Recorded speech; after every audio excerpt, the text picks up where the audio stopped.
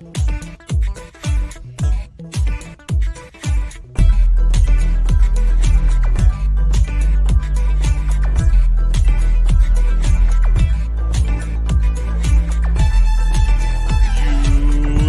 Spurs of America, with your hosts, Michael and Jacob.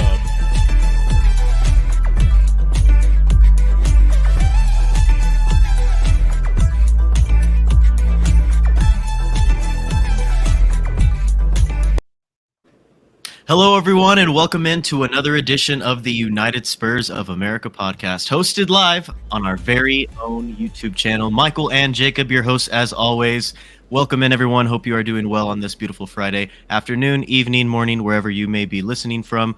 Or if you're listening to this back, hello, and welcome in again to another edition of the United Spurs of America podcast as well. We are hosted today and joined by a very special guest, two special guests from the Irish Hotspur, Jack and David. They will be joining us in a little bit. But first off, Jacob, it's been a while since I've been on this stream. It's been, like 2 weeks? We were off last week. Rip the Queen.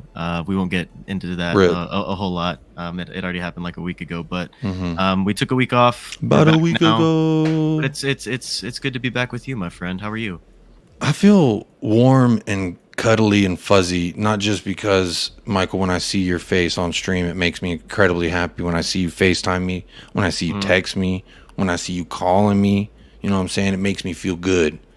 But there's two other reasons. There's another reasons why I'm feeling good, and I'm feeling like some warm gravy just splattered on top of them mashed taters. All right? It's because we got those two, the one and only Irish Hotspur, the one and only Jack and Nicky from Flatcap EuroTalk. How are we doing, fellas? Yeah, I'm absolutely. Never top that intro. Can't top that intro. That's the sexiest intro I've ever heard as well. I mean, he's talking about tater tots or mashed potatoes, whatever. Mashed taters. Oh yeah. Put the gravy on it, baby. Gorgeous, dude. I mean, we're the gravy. Maybe I'm the taters. I'm not sure, but gorgeous intro. Thank you. Thank you for joining us. This is the first time Jack's been on. Thanks for coming Irish, second time we've had you, so big ups to you both. Thank you for joining. No worries at all, man. No worries at all. You've got one of them voices. I seen a clip last night, right? And it was Jurgen Klopp reacting. He had headphones in doing a press conference, and he was saying the guy had one of them erotic voices. You have one of them, my man. You know, your life as a translator. Thank you. I appreciate that. Well, we're doing good, doing much better than we were earlier this week in the Champions League. Obviously, we fell 2-0 to Sporting CP in the group stage, an away day to be forgotten for sure. But we are looking ahead today to tomorrow's match against Leicester City. It's going to be a big one in the Premier League. Obviously, Leicester is struggling so far to begin this season. We're still unbeaten in the league, so don't forget that, my friends. But first off, Jacob. Oh, yeah. We have a hot topic to discuss. And first off, also, hot topic. I want to give a shout out to our Patreon members. We don't want to forget. Oh, yeah. We must talk about Undies them. Club, Alan, one and only. The one and only 10-inch Sibley. The 10-inch Club, Queen Ellie, Tottenham Till I Die. Go Alan check in the her house podcast tonight, out too. as well. How's it going, Alan? Leo COYS 1882 from Mile High Hotspur. C. Shearman as well in Goguma. And shout out Faraz. And then the official sponsors club for our Patreon members, James Joris, J.Co., Mile High Hotspur again, and Scott M. And then the Lovers Lane Club, 3 Spurs boys, C Cubed. And the Anchor Club, I think it's already dissipated at this point. It's gone. I haven't deleted that, actually. Yeah, we haven't That's deleted bad production value here on this channel. It's gone at this point. It's gone. But you see nevertheless, shout out everyone. Thank you so much for your support as we have gone on our own excursion on our very own YouTube channel. We've been doing things on our own now. We definitely appreciate all the support and all the love that all of you have shown. Welcome in, first and foremost, to all of our viewers, everyone in the chat. Thank you so much for being involved. Yes. Jacob, we have a very interesting first topic today, and I think it's one that maybe we are a little bit more passionate about than others. I know there's going to be people that don't really care, but nevertheless, we have some drama to talk about with Japhet Tanganga. Tanganga. That's my man. That's your man. We love this guy. Ian Ferguson, the Fox Hunt is on for tomorrow. Alan Sibley, the sole member there, the Soggy Undies Club, as we mentioned. I'm going to read out your comments. It says, evening all, hope you're well. Predicted Champions League loss, but was only expecting one late goal. As for Leicester, we have a long history of helping teams that everyone else is beating. That's something that Michael and I talked about before the show, just when we were chatting beforehand. But definitely, we'll be talking about it, Alan. We'll be talking about it. Big up everyone in the chat, whether you're new, whether you've been here. Big up to yourself, Simon Cohen, Crankshire, Rob Patterson's in the house. Big up yourself. Alan, I'm gonna save your little prediction. I'll save it for the end when we do our predictions. But do this. Hit that like button. Hit that subscribe button if you haven't already. If you're new here, if you're old here, you're welcome here. And I always tell everyone, tell your mother, tell your brother. They want to watch the channel. They want to be a part of the show. Let them know. So big up everyone in the chat who's tuned in. Big up everyone taking part as well in the poll. Try to have fun with that poll there. Try to make it interesting. Try to give everyone some options. Try and cover a wide basis here. What's up, Maha Hotspur in the house? Intaj. Rufus Roughcut. That's a new name. What's up, Rufus? Had to follow my boys Dave and Jack here. Sir, thanks for showing some love, man. Have a son, Jacob, too. Yes, sir. Big up. Thank you for joining in the Flatcap Army, the Harris Army. They're all in the house. So big ups to all of y'all. Appreciate you. Now, Japhet Tanganga. What in the world, my friend? What in the world? So Marcus Edwards said, what a win. Proud of my team. Japhet Tanganga with the little wizard and fire emoji. No words, just a wizard and a fire emoji. 8 minutes after the post, too. 8 minutes. Ready. Well, he didn't have to shower after the game. That's for damn sure. No. So he had time. Let's see. I can't put that banner up without covering Jack's beautiful face, so I'm not going to put it up. We want to see Jack. We want to see you, Jack. Down there. Jack's better looking than me. For me personally, how do we feel? How do we feel, boys? Jacob, start us off, man. How do we feel about this? Half of me is just like whatever. Like he grew up with the guy, they came up in the academy, yada yada. They're friends. But the other half of me says it's tasteless, it's disrespectful to your teammates who were out there for 90 minutes sweating for this result that this guy is celebrating. They were sweating for a different result. But I just. It's tough. It's tough for me. But you know what? At the end of the day, I think you got to ride with your homies, the ones who are on your team, not the ones who are on your opposition, whether it be your mother, your brother, your sister, your cousin, your best friend, or the homie that you grew up in the academy with is disrespectful to your teammates, my personal opinion. What do we think, David? You know what? Again, I fully understand it, them being friends and whatever else, growing up together. But, as a Tottenham player, Japhet Tanganga shouldn't be liking anything after we were defeated out there in Lisbon, especially with the manner of the performance and the way we went down, the way we didn't put up a fight. I think it's actually borderline disgraceful, to be honest with you. It comes back to this mentality thing that I'm seeing, this all buddy stuff that's been there since Pochettino. You've seen the high fives on the 87th minute before they went and scored from the corner when they should be bollocking each other. And it's just the way modern football is going, and I don't like this. I'm one of them old school guys where I like the rivalry in the tunnel of like Kane and Vieira and people like that. For me, I mean, it's a sport. It's all about winning, and you've got to give your all for that 90 minutes. And if you lose, you shouldn't be speaking to any of them. I hate seeing all this buddy, nicey stuff that's going on. I love it. Jack, talk to me, man. How are we feeling? I love it. I don't know. There's a part of it that I kind of agree with what kind of Jacob said. Maybe kind of the new age of kids these days are a bit more kind of how do you put it, kind of loose when it comes to social media. They don't really see the implications of it. Maybe they don't read it the same way that we do. At the same time, it just seems a bit unnecessary. I kind of look at Ian's comment right there. Like if they really are buddies or something, why not, just give them that same exact same exact thing you put in Instagram there, via text or something like that. No reason. Yeah, WhatsApp. Yeah, just text them, bro. It seems a bit unnecessary. It seems a bit unnecessary. And then if it is a bit unnecessary, you would like to give Tanganga then that bit of, I don't know, you would like to think then it was probably tactical. You'd like to think that maybe it was intentional, because if it is a bit unnecessary, why would he do it then? And unless it's like kind of just a lapse of concentration, just a bit kind of silly of him, then so be it. But at the same time, who knows? Maybe he's a very smart guy and he sort of did this intentionally, and then that sort of makes you kind of go into the Dele Alli tip your cap if you want the manager kind of sack sort of situation. And then as well, we also know Tanganga did kind of want to leave. He wanted that Milan move. It didn't really work out for him, I think, for kind of reasons, I think more having to do with Milan than really having to do with us. But Yeah. I guess he just didn't get that move that he wanted, and he's kind of stuck around knowing he's not going to really be able to get regular play time. And perhaps we're kind of seeing I wouldn't say a Delhi situation, but you could say versions of it, like a sort of inkling of it in a way. Yeah. No, for me, look, when I looked at this, I get one side of it. They're boys. They were in the academy together, and he's just, he's celebrating a good performance of one of his friends.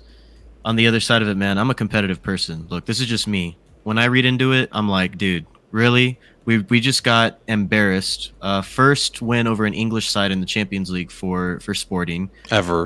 We're getting battered on social media as it is, and I know he sees it. Let's not ignore the fact that he probably doesn't see it. He does see it online, just like the rest of us. He's around my age. We all see it, and it's what people are going to say about it. You know how some people are going to take it, and for me, I'm a competitive person. If this is my best friend and he just did that to me on the other team, even if I didn't play, I would be pissed, man. This is my club. I love my club.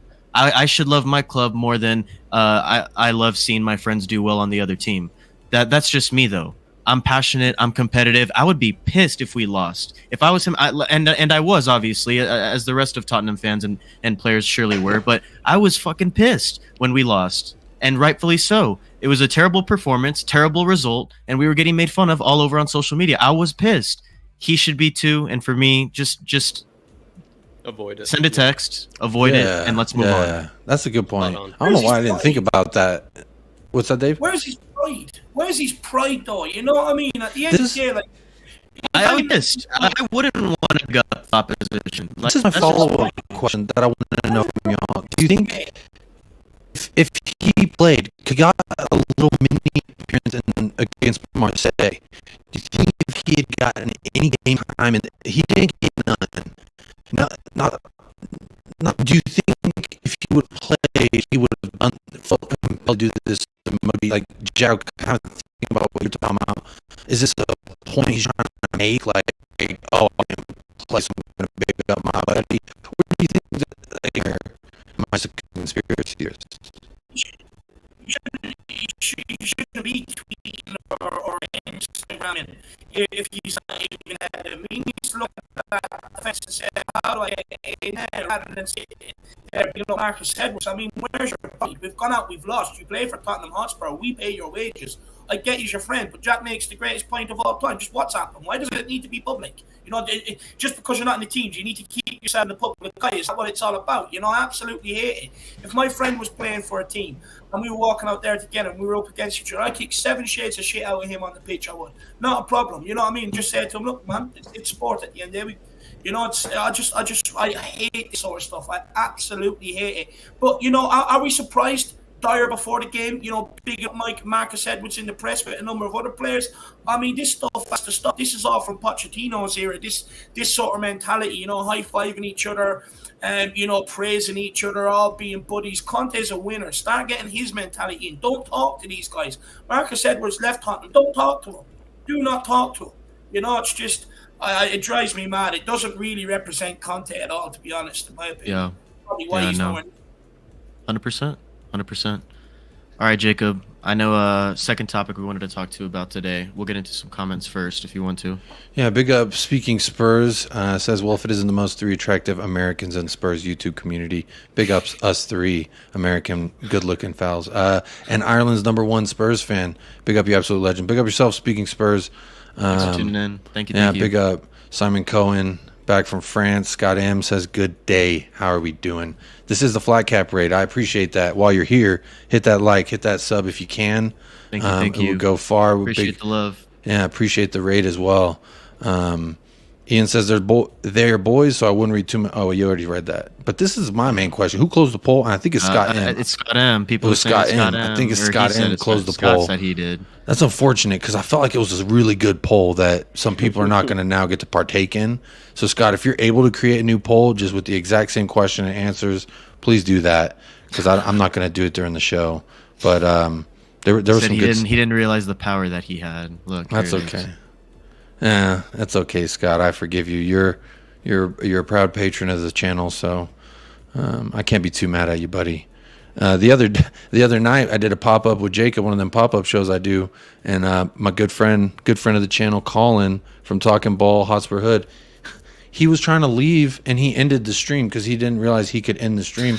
He thought he was like trying to leave the room, and he just ended the broadcast. Yeah, and he's like, so big up yourself, Colin. I'm still not mad at you about that, by the way. Yeah, Wikipedia in the house. I saw Wikipedia in the house. Big up everyone. If I see some good questions, I just want to throw this out because we do have Dave and Jack here, so I don't want to spend too much time on the comments. We usually try to get to everyone and talk. But if I see some questions rolling in, I will star them and we'll try and bring them up later on in the show.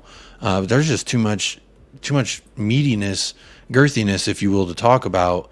And I'm not talking about Adama Traore. I'm just talking about Spurs YouTube, Spurs news, Spurs. I mean, with the delay, when are we going to play Man City? There's just so much that I want to know from y'all. So I feel like we talked pretty good about that Tanganga thing. So my next question for y'all, Emerson Royale, is there loyalty on the end of Conte? This guy's not missed a single match. Barely, he doesn't get subbed out all the time either. So, what's y'all's take? Is there loyalty to the royalty? Y'all Dave, you want to go first, Mike? No, I say y'all go first. Okay, yeah, Dave, we'll ask you first. Look, there's definitely loyalty there. He started every game so far this season. Look, I think up until the game midweek, I think he's received a lot of unfair criticism, in my opinion. I get there is. He's played a little bit better to start the season.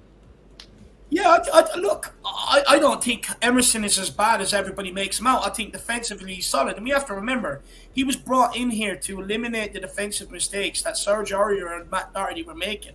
That's why he was brought in here in the first place. Defensively, Emerson is sound, bar the second goal from the other night, but he's defensively sound. Going forward, that's where the problems come into it. It's the consistency of his crosses.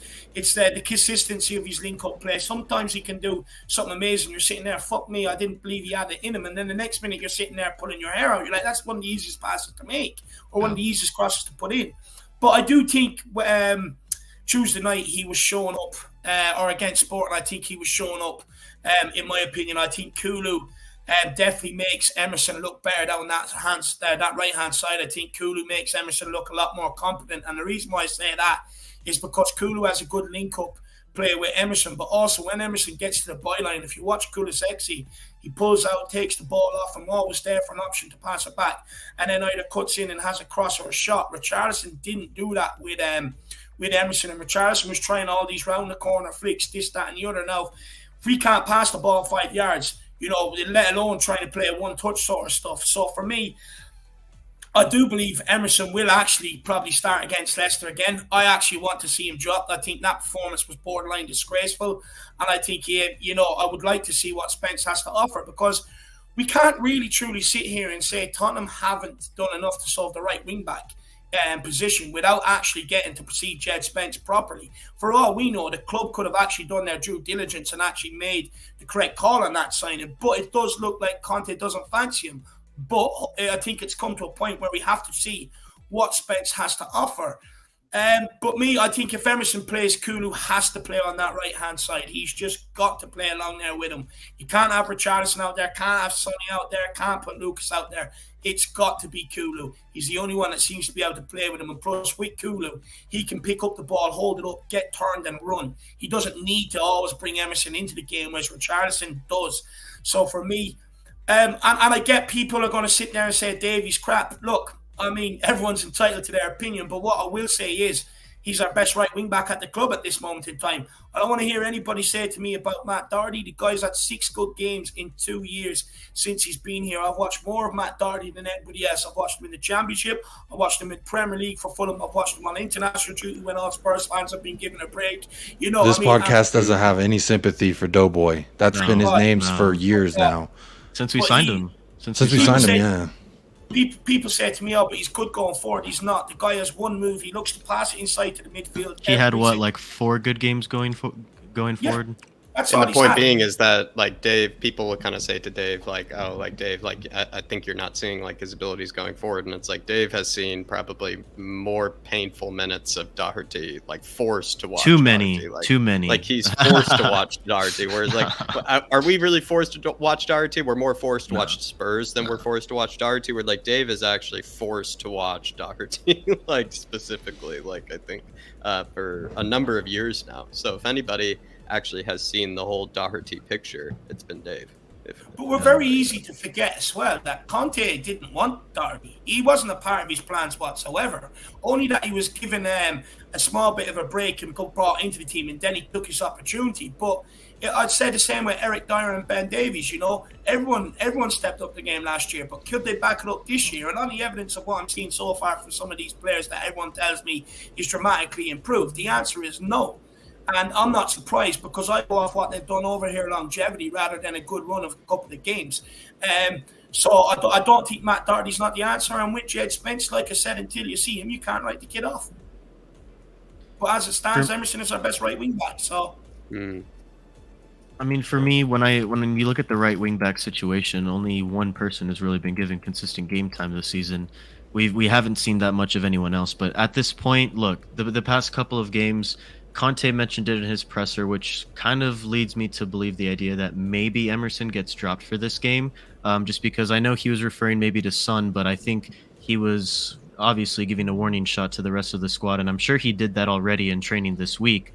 But for me, going into this game, I'm kind of on the fence of whether or not I truly do believe my gut instinct that I think he might be throwing a wild card at us tomorrow, and I think maybe Spence does get the start just because he's got to switch it up at this point. Look, I've said it time and time again on the streams and podcasts every week so far this season. Emerson has been much better than he was last season, and there is no doubt that he has improved. He has been decent, and you cannot tell me that he has been shite to start the season, because he has not been shite. He was shite last season, and we all saw it. We all knew it. This season, he has been better. He has been decent. That's what I'm going to describe his performances as. Decent. Not great, not terrible, decent. He has been terrible the last few games, along with a number of other players in this 11. Dyer has been terrible as well. Davies has been terrible as well. Bentancur has been bad at points. Højbjerg has been bad at points. Even Højbjerg, who has been very good to start the season, has been bad at points. So Conte has already made it evident that he is going to rotate. I think he is going to rotate tomorrow for Leicester City. He's going to give some different looks. I think he's going to give some other players some more minutes, or at least some more chances than he has thus far. And I do think it starts at that right wing back position. He had 3 chances to score against Sporting, and he missed all of those chances, or failed to convert all of those chances. We've seen it time and time again, yes, to start the season, but more recently, he's been getting into decent positions. He's just not doing anything with them. And for me, you just got to give someone else an option at that right wing back position. I don't know how you guys feel.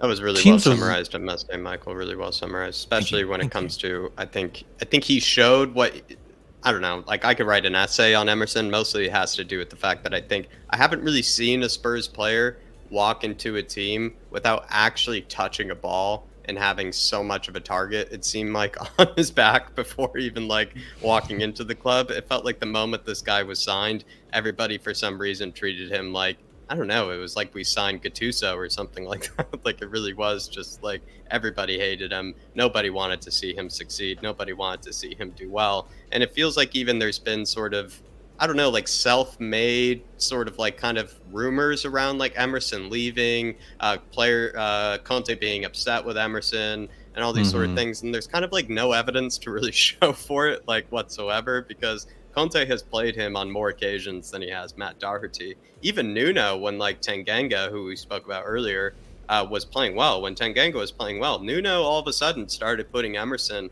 ahead of Tanganga when he was actually in decent form at that time. And there's something like to it where it's like, I think Emerson, I think it's actually much worse than kind of the anti-Højbjerg agenda, but I find it to be like this sort of target on the back that you can't really ever get rid of on a player. And so when certain performances occur, that player will be targeted. But as you kind of said though, Michael, despite me getting really into the, all those kind of antics of the Emerson agenda, I think you really brought up a really good point that he started off really well and he showed a lot of improvement in the beginning of the season. now, though, like, what are we, 7-8 games into the season, like, in total?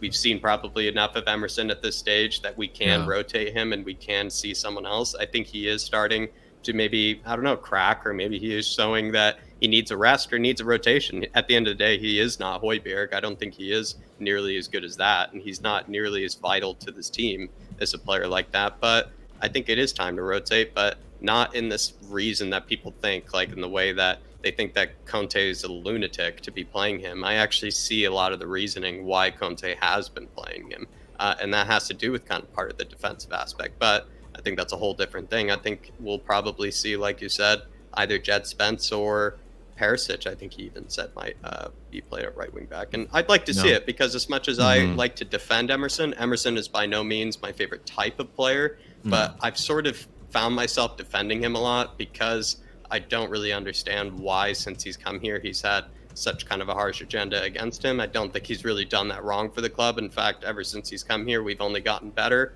which is kind of an ironic thing. But I don't know. I'm kind of looking forward to seeing someone else. Perisic, Spence, just want to see someone else tomorrow, despite my defense of Emerson.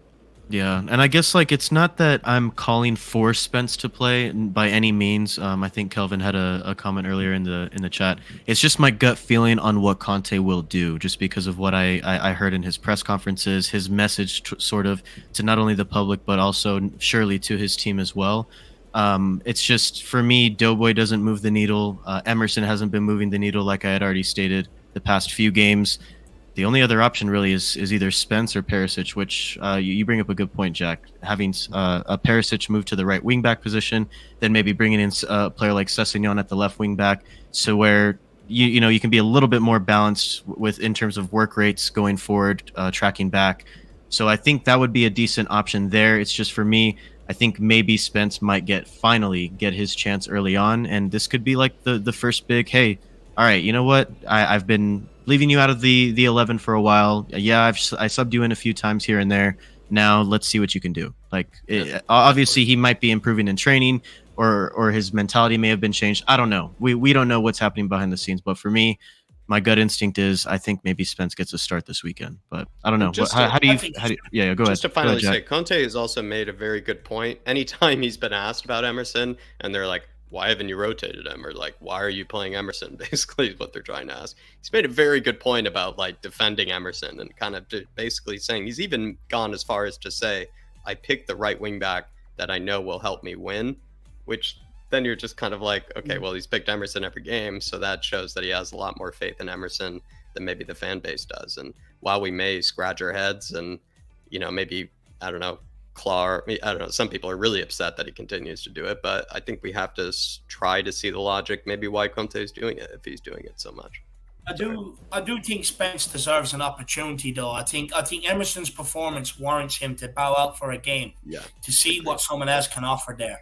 When you look at it, look, there's no point in going back to Matt Doherty. At the end of the day, Conte said it in his press conference, you know, he's struggling to get back to the same player he was at last year. And if he's struggling to get back to the player he was last year, which, may I add, was not great. Let's not forget all the, you know, he missed out on a lot of the games leading up to that, leading up to him getting that little run of 6 games. So he's struggling to get back to that. But with Spence, I think he's going to surprise a lot of people. You know, this is a guy that wasn't fancied at Nottingham Forest, alone out to Middlesbrough. He got into the team. He kicked on to get into the Championship Team of the Year. He kicked on to get into the England under-21 squad. And he's already proved last year in the FA Cup that he can play against Premier League opposition. He was best player on the pitch when Arsenal rocked there. He was best player on the pitch when they beat Leicester as well. I'm almost sure I'm going to say West Ham as well, I think he played against. And look, I know it's not enough evidence to convince everybody. And yes, it is a punt to take someone in like Jed Spence. But when you look at the guy, and I've watched a lot of Jed Spence, by the way, he's good defensively, by the way. He's very good defensively. Going forward is where he still has some question marks, you know. Again, he's a bit inconsistent going forward. But so let me ask you this. This is, sorry, Dave, I didn't mean to interrupt you. I'm just thinking there's got to be something that Conte's seeing in training that we're just all unaware of in regards to why Emerson, because you're right. I think Spence could offer something defensively. I think pace-wise, he might be a little quicker than Emerson. So if the question mark is offensively, what can he offer us? I'm damn sure he can get close to hitting the target 3 times as well. I don't know what Emerson offers us that necessarily Jed Spence can't offer us in this current juncture. I know he still needs to improve. I feel like his ceiling may be a little bit higher because he's played in the English system. But I just have a hard time, and I wonder what could it be that Emerson does that Conte, because Conte's not a stupid guy. Conte's not dumb by any stretch of the imagination. So when you look at it, you're like, people are calling him crazy because he's starting Emerson Royale every game, Champions League, Premier League, probably in the cup games. Spence has gotten more game time than Doherty this year, correct? Yeah. Yes. So clearly, I just think it's a lack of options. But there's got to be something that Emerson has that we maybe not.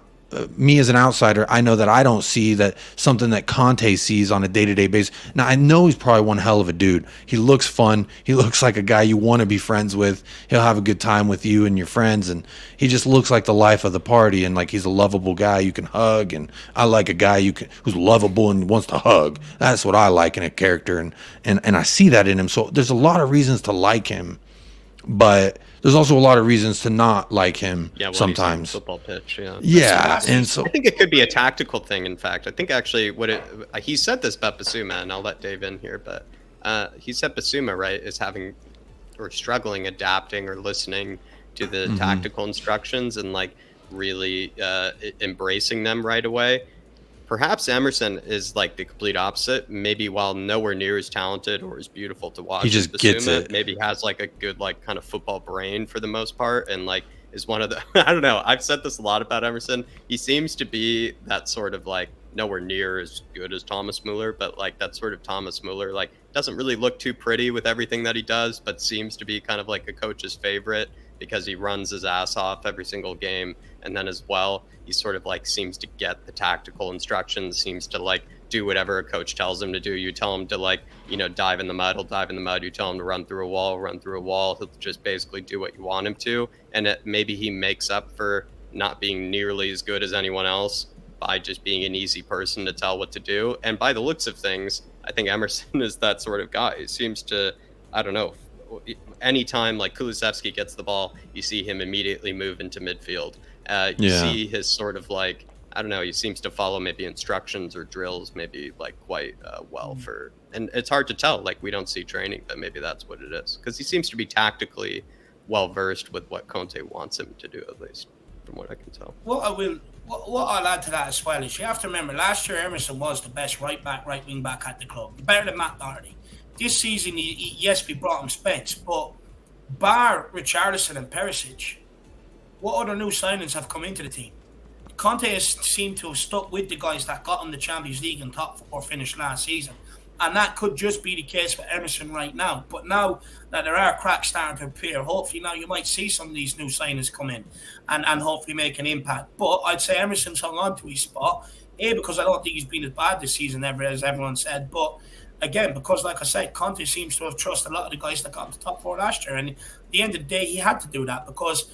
And the reason why he has to do that is because we've gone to cup games before, whether it be League Cup, FA Cup, Europa Conference League, Europa League, etc., where other managers at this club have tried to rotate the squad. And Conte even tried to do it with NS Moore when he first came in, give guys that maybe been frozen out an opportunity, or guys that he didn't think would suit his plan an opportunity, and they failed him and let him down. So if he knows eventually these new signings will come in and take their positions, he has to keep these guys involved and keep the trust and let them prove to him, or let them show him that they need to be dropped by performances rather than him just coming in and going straight away, you're out of the team, you're dropped. Because then what happens? We go into League Cup, FA Cup games, and we've seen it down the years time and time again. We get knocked out against teams we should not be getting knocked out against because these guys are unhappy. Ben Davies last season, he what was it? He said he was angry, and a lot of the squad were angry because Nuno told them they were the B squad. Europa Conference League squad, basically. So Conte has to keep these guys involved and he has to keep their trust, because if not, we're going to go out of all the cups early. Yeah, no, 100%. I know Jacob wanted to talk a little bit about Basuma as well, so I wanted to move on to the next topic unless anyone had any final thoughts about Emerson. I don't know if anyone wants to keep talking willingly about Emerson. I don't. There's too many rabbit holes with Emerson. Yeah, I think I'm good. I think I'm good. All right, so let's talk about Basuma because Conte did have some interesting comments to say about him in his Leicester pre-presser.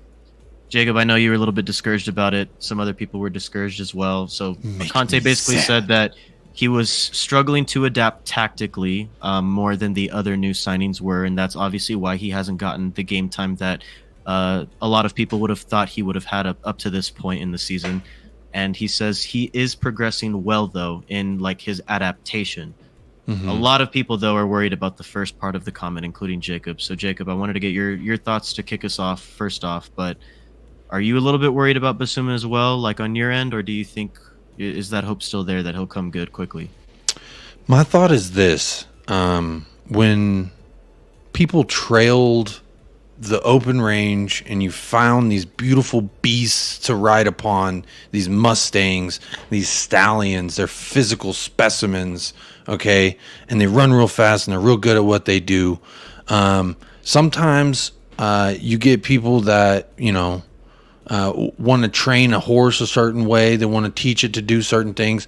They want it to be like, the one of those horses that, does a little bowing and the little trots and stuff. Some train their horses for just power and speed and agility. And some train their horses, just to plow the fields. And every horse got different jobs, and every person who owns a horse.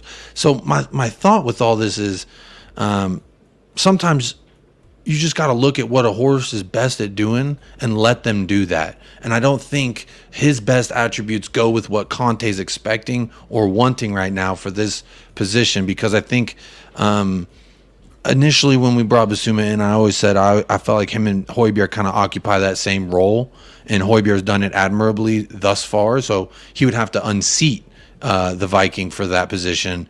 But then the more I've been seeing from Bentancur, I'm honestly been a little bit upset.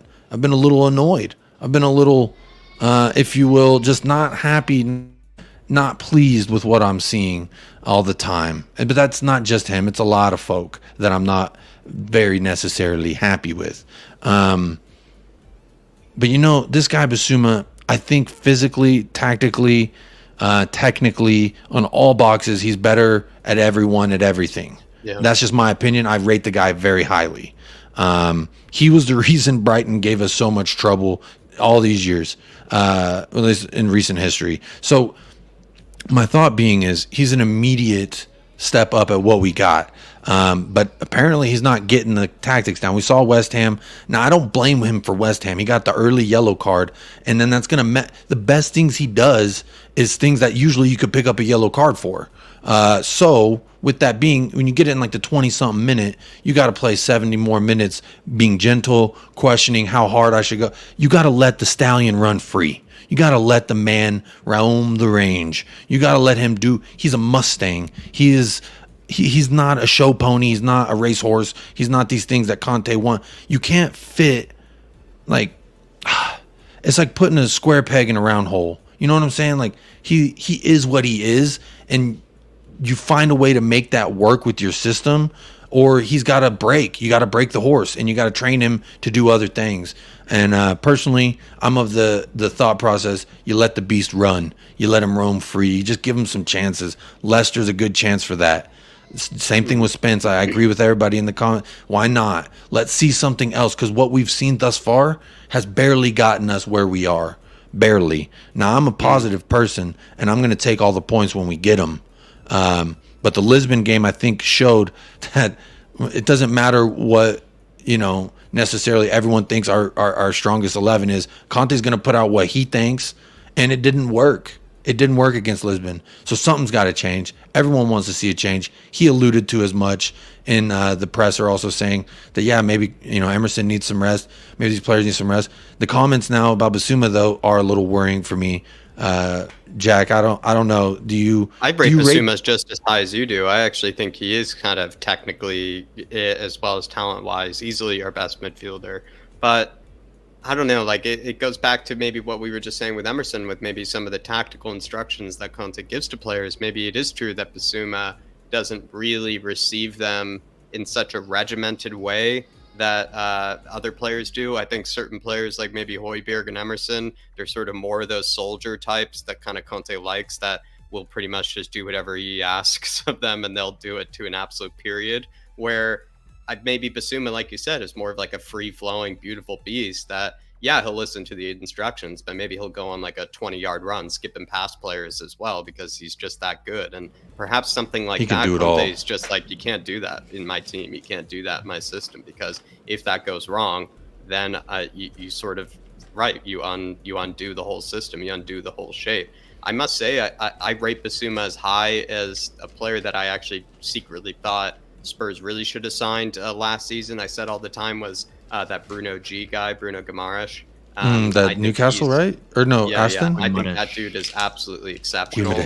But to be fair, this is how high I rate Basuma. Basuma, I thought, was kind of like a similarly incredible signing, like to a degree, where like someone who is just that technically brilliant, that just like good at everything, sort of kind of midfielder. And it makes me think, like, if we signed Bruno G, would he also maybe go through the same problem that Basuma is right now, where he's also like a free-flowing sort of beast of a midfielder that just does everything perfectly? But maybe someone like him would come into this Conte team, and also Conte would say, listen, Bruno, I need you to chill it out. I need you to not do everything all at once. I need you to just do this, this, and this, and do that well. And perhaps players like that, they need to be broken, like you said, broken like a horse. And in order for Basuma to reach the ceiling that he wants to, which is be one of the best midfielders in the Premier League, he's going to have to play under world-class managers, and world-class managers don't just let you do what you want. Right. I mean, there's something to be said, I think, about like the raw ability that he's got. But even if you're the best karate, jiu-jitsu, whatever martial artist, there's still a guy who helps you fine-tune your best attributes into a winning method. Dave, what is your take? How much do you rate Basuma? And then what are you kind of seeing? What do you think? No, I rate Basuma. I think he's a very good player. I think he can offer us something that we don't currently have in the midfield. But I actually look at it as a positive. Before, we would have had to rush him straight into the lineup, even though he wasn't tactically adept. Now we don't have to do that. And maybe it's a sign of times. Look, we signed Bentancur last January, walked straight into the team because we had nobody else.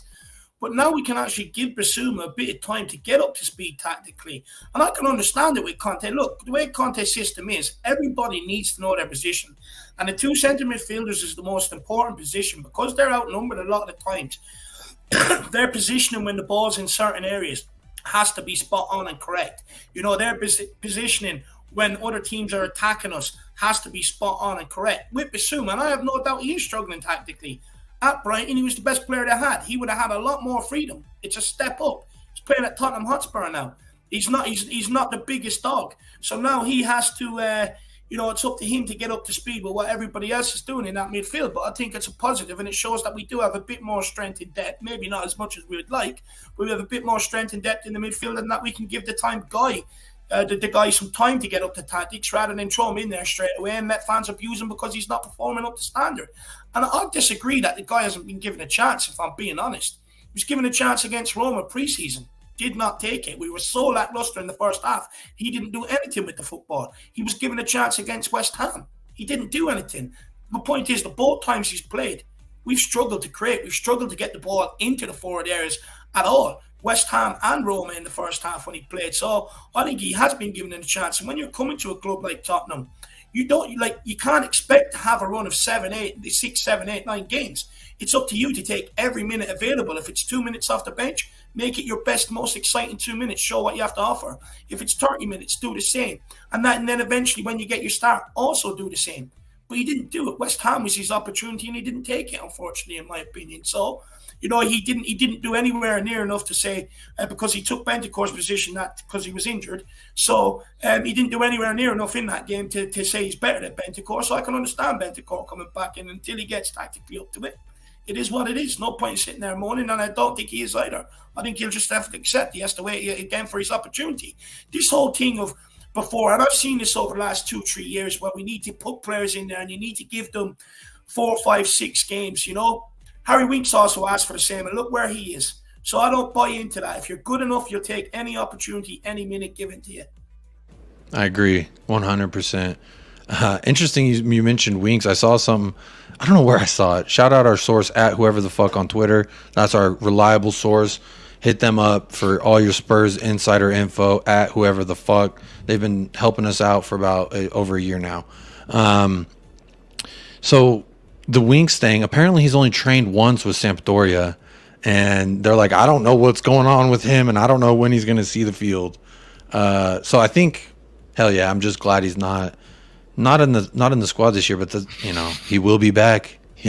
Winks will be back, unfortunately. You know what? If he doesn't play, he's not doing his chances any good to try and resurrect the career at Tottenham or get a move elsewhere.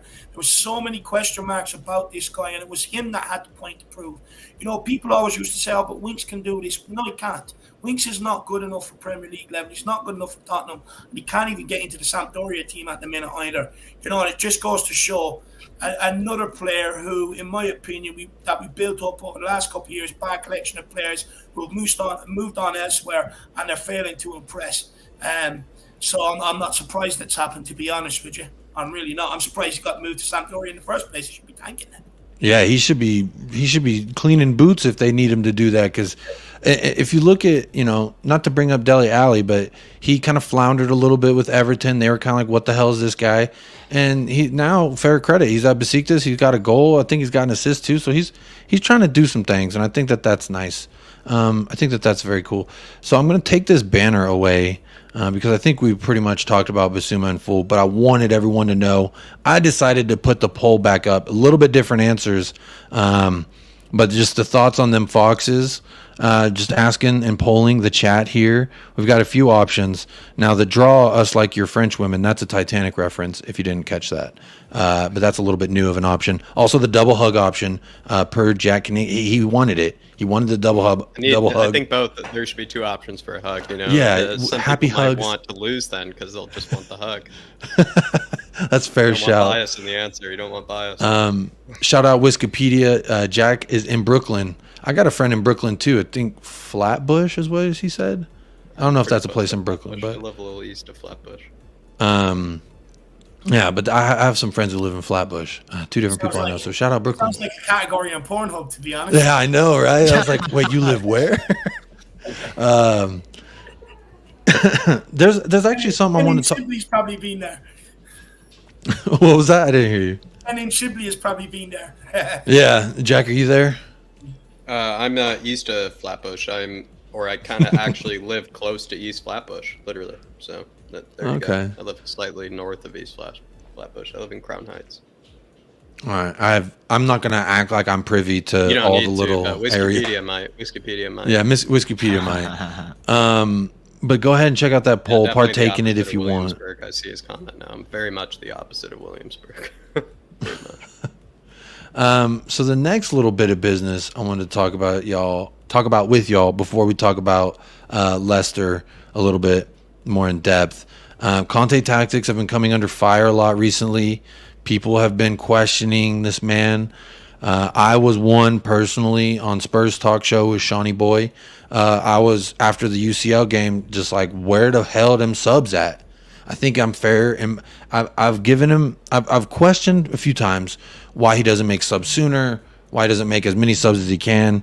And before it was just kind of, oh well, he didn't have the options, and we got a couple more options on the bench. We got a couple things you could try.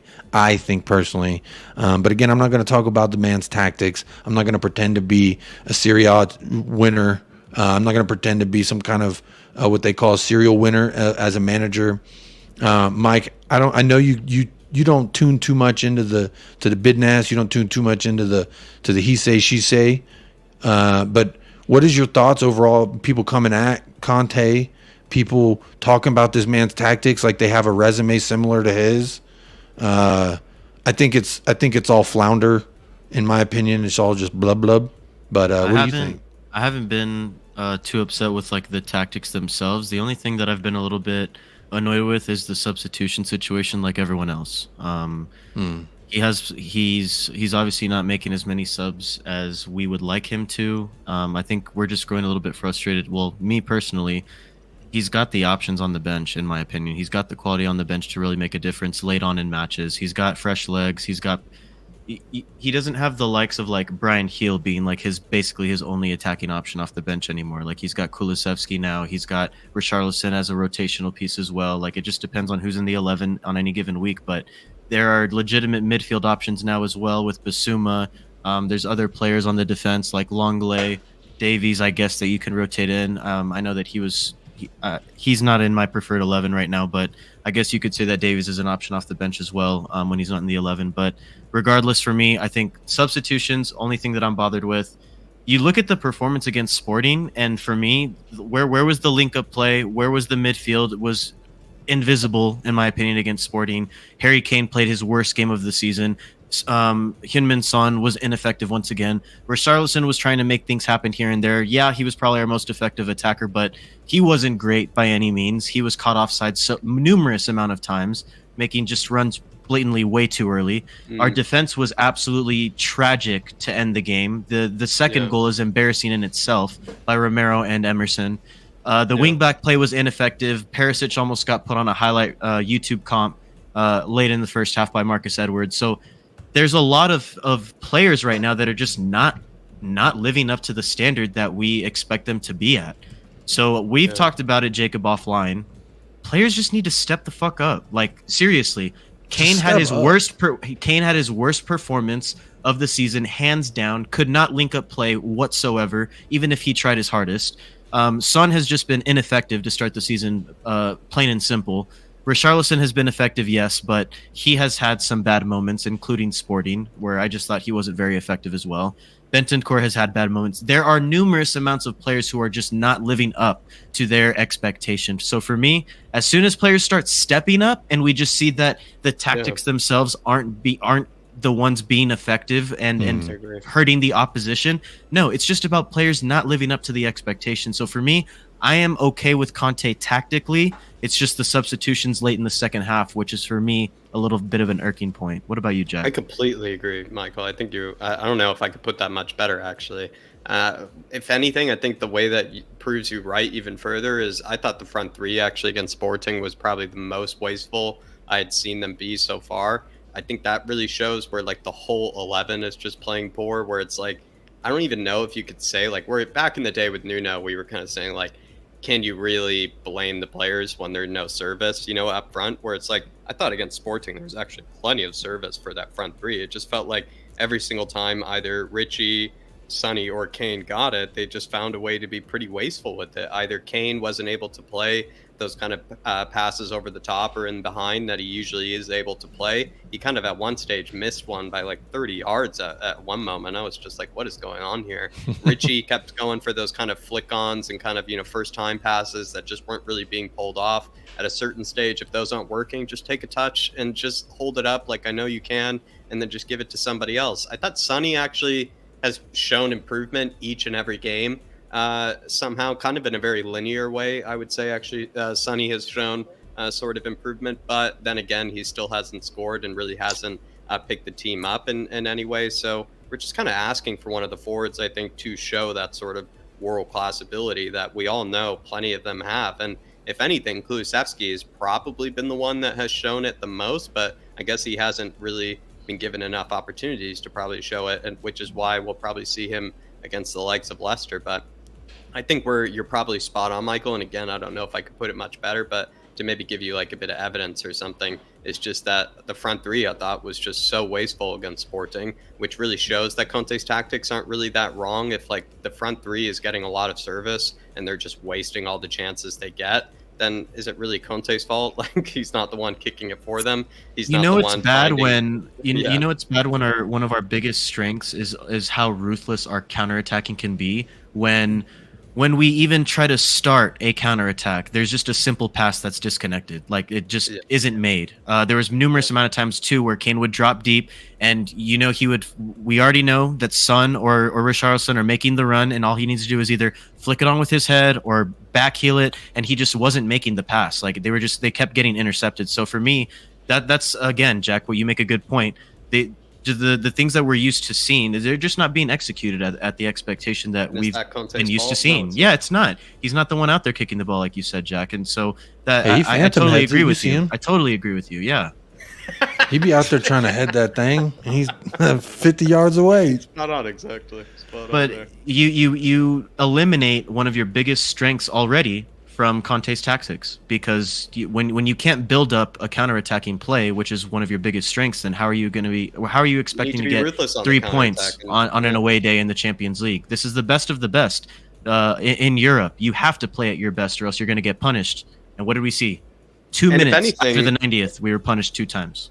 And if anything, I thought we were really saucy against Fulham, but we were still extremely wasteful against Fulham too. We had to rely Should have on been Højbjerg. 4 or 5 instead of, what was it, 3, I think? Yeah. Or We had to 2? rely on I Højbjerg forget, to show him but how to finish. yeah. We had to rely on Højbjerg. Like Højbjerg's had, like I've seen actually his finishing. I think he's had 2 goals and he's taken like a total of 4 or 5 shots this season. So it just shows Pretty nice. that like Højbjerg's been more clinical than the rest of the strikers. Maybe he should be like kind of like giving them a bit of a just like not even teaching lesson, like just show them like lads, just take a breath before you shoot some of these. Yeah, I feel like his goals have kind of been that statement, like because in those games it was moments where we needed someone to do something, and he was just like, I'll fart that right in there, and then it gets in there, and everyone's like, "Oh shit, fuck yeah!"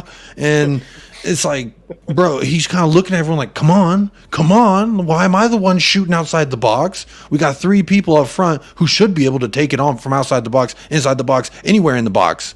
If anything, we had like 8 glorious chances before that people just squandered or found a way to have a poor touch or just miss or whatever. And then Højbjerg, with probably the most difficult chance against Chelsea, as well as against Fulham, some of the most difficult chances of the game, he just puts away. And it does make you think like this is what the front 3 should be doing, not what really players like Højbjerg should be doing. So I think that just shows, though, to the whole point of the question, is it Conte's tactics? Absolutely not. I think once the front 3 really starts clicking and maybe we're still losing or maybe we're still having poor performances, then maybe you start pointing the finger at Conte. But the front 3 has to pick themselves up. If anything, I think the midfield has put in pretty consistently decent performances for the most part. And the back line has been probably just as bad as the front 3 in certain cases, if not worse, especially in possession.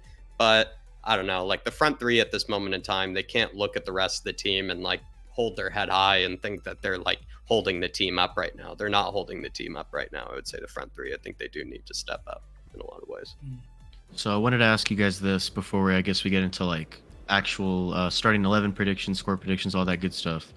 Do you think there's going to be rotation in that front 3 come tomorrow when the 11's announced? Yeah. I think Kulusevski's got to come in. For me, when I look at that front 3, and I agree with what you guys are saying, it's not the tactics. First of all, you don't rip up the script on what got you to the Champions League in the first place and what has worked, especially against some of the bigger teams in the Premier League, i.e. a point away at Chelsea, Man City, Liverpool and stuff like that. So for me, I think it's not the tactics, it's the front 3 is where it's breaking down. And where I've pinpointed it myself is not having Kulusevski in there. Now look, Richarlison the last 2 games has worked hard, he's tried to get involved in the build-up play, but it's not working. I know he got the 2 goals against Marseille, but we're not creating chances. When Kulu's in there, we are creating chances. Look at the impact he had off Marseille, off the bench against Marseille. The first thing he done, got the ball out wide, bet his man on the outside, created trouble. First thing he done when he came off the bench against Sporting, the exact same thing. Kulu is a link-up player between the midfield, the back line, and the forward line. A lot of ball goes into Kulu if it's not Harry Kane, and he's able to hold it up. And I think it's also having an effect on Son's game, because with Richarlison up there, they're also asking Son then to be another link-up guy, which is not where he got most of his goals last year. Most of his goals came from Kane and Kulu doing the link-up and Son being the option running in behind. Now, Richarlison also, how many times was caught offside against Sporting? About 4 or 5 times. It's just not working on that right-hand side with Richarlison there. You've got to bring Kulu in there. He's the one that picks up the ball, drives at players. Richarlison didn't do that. Kulu's the one that picks up the ball and can play Sonny in behind. He can play Kane. He's got a good eye for a pass. He can cross a ball. With Kulu in there, we just create more chances, and that's just the way it is as well. With his driving runs down the wide, Kane and Son don't even have to touch the ball at times. They just have to get themselves into goal-scoring positions. So for me, the link to Kulu, you've got to bring him back in there tomorrow. Whenever Kulu has come off the bench, it's like something got lit on fire on that right side, and he's doing shit. He's running with the ball. He's playing with the ball, like back towards players and being strong on the ball. The things that he came in immediately and that I saw was like, okay, he can stand up with the ball kind of like a Kane. He's strong with the ball. He can dribble. He can kind of run. His speed is, you know, you can question his speed, but he's got a hell of a work rate and he's getting quicker. Since he's been here, he's progressively gotten quicker. So there's no reason why he shouldn't be in this team. He's shown me enough. Originally, when we signed Richarlison, my thought was he's going to compete with Kulusevski for that. Which Kulusevski, you could argue Kulusevski and Bentancur, they both made a good case why they deserve a starting position and for the next guy to have to dethrone them, so to speak. So I thought it was going to be an uphill battle for Richarlison. He got the 2 goals versus Marseille, like you said, David, but like I didn't see enough versus Lisbon to give him all the minutes that he got. I didn't see enough from anyone in the front three, quite frankly. And the fact that Kulusevski comes on and you barely, I don't even think he got 30 minutes. This is a guy who can give you 60, 70, 80 minutes of quality production. I think that our bench is a little underutilized right now. And that's kind of my bow on the whole Conte. Like you said, Michael, the tactics, as far as the tactics go, and Jack, it's not working because we're getting service. We're just doing shit with it. It's like if the postman delivers a parcel on your front doorstep and you fucking kick it to the neighbors and then you call the post office like, why'd you deliver it to the neighbors? It's like, bro, we did our job. Like the post office did his job. You the one now kicking it around and fucked it up.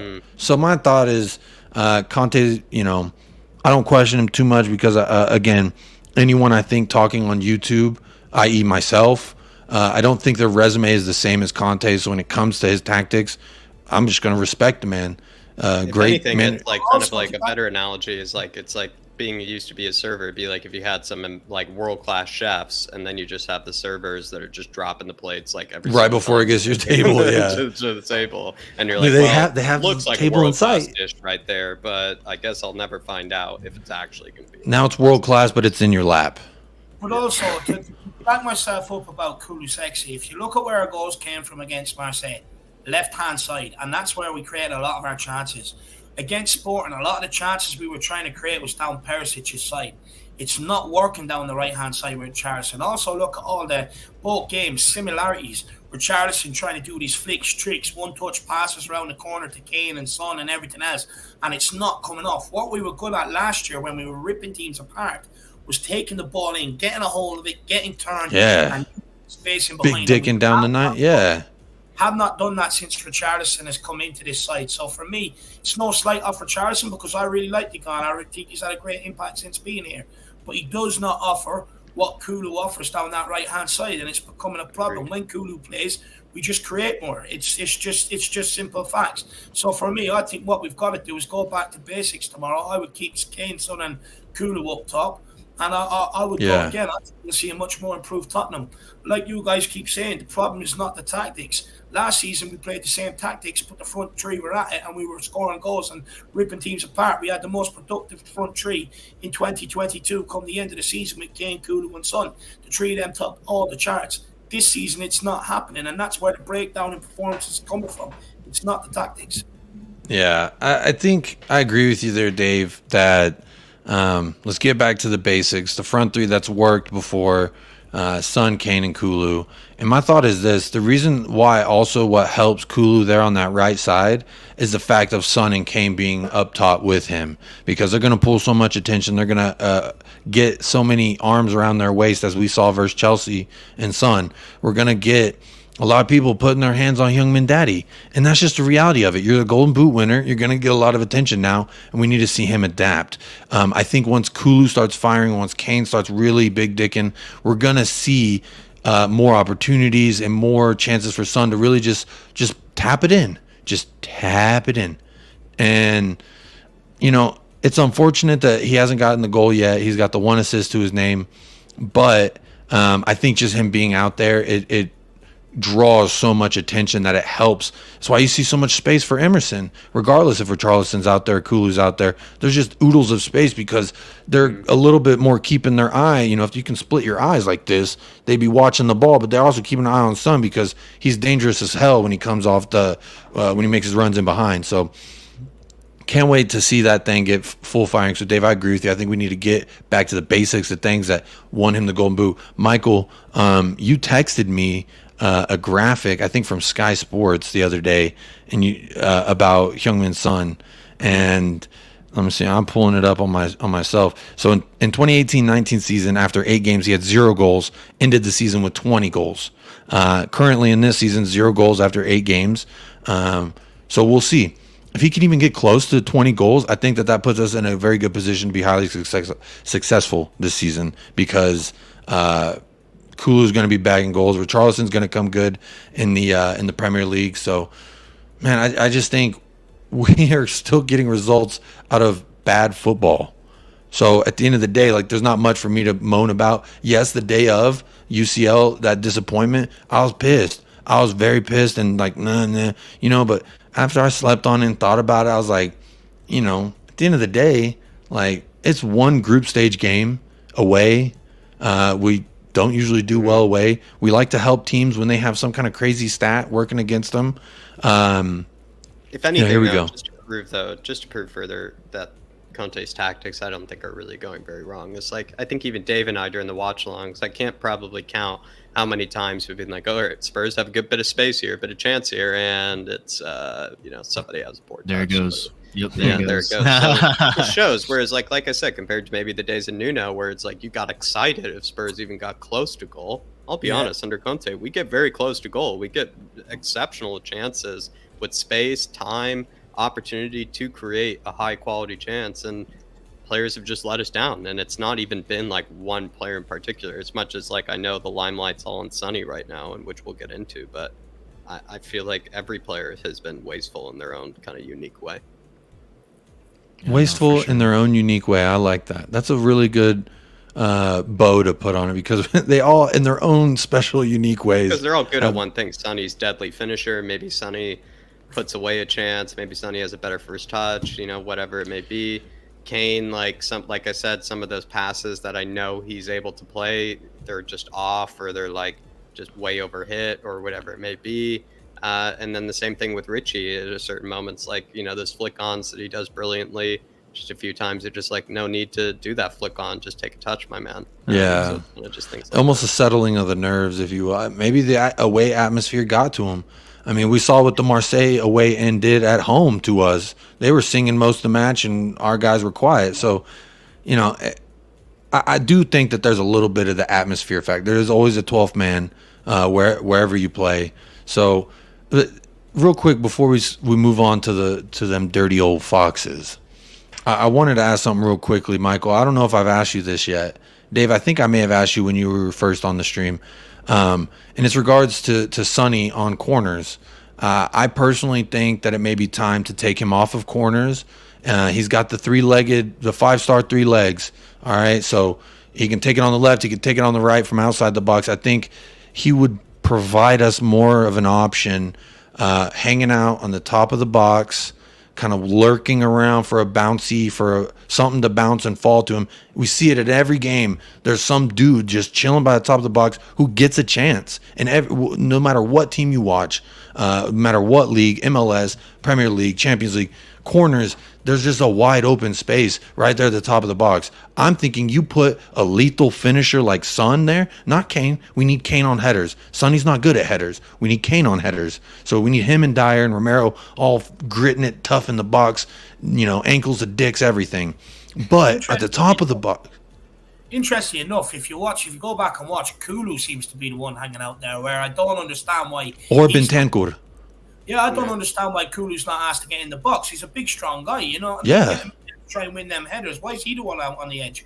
And he hasn't even fully stopped growing yet. He's still, as a human, still growing. So I think wouldn't mind seeing him on a corner. Like, I wouldn't mind seeing taking the corner. Yeah, delivering the corner. He's got a beautiful left foot. Yeah, he's got a beautiful left foot. Perisic so far, and then we obviously know what Kulu can do as well, with his delivery into the box. I mean, some of the crosses that he's had for his assists thus far in a Tottenham shirt have been exceptional, man. Like, why not put him on a corner as well? Like, there's certain things that I'm still questioning too. Like, still Kane, why is he still taking free kicks instead of Sonny, or I guess Dyer, but more so Sonny, who we know have seen it bang some in for South Korea and then also in training. But The other thing is we've seen Sonny, and I agree, Jacob. I think it's time to take him off of corners and maybe put him on the outside of the box on the edge, or just putting him into a different role. I just think Wikipedia maybe said that Norwich goal. Yeah, there you go. The thing for me is you have a guy like Kulu who's his delivery into the box is so beautiful, man. And then Perisic, he's already got an assist off of a corner kick so far this season. So for me, I think those are the two more obvious options. I don't really know if there's anyone else that I trust on a corner kick, though. There was that tactic that we used to have where maybe we would play it short. But then this would make you, we used to play it short, and then we had that like moment where we had two kind of decent dribblers, kind of like or ball carriers, coming up against a one-on-one situation with a defender, and then you kind of think to yourself like, yeah, maybe you do want Sonny in that scenario because similar to Perisic, very two-footed, loves to skin his man, put a good cross in, kind of in those scenarios.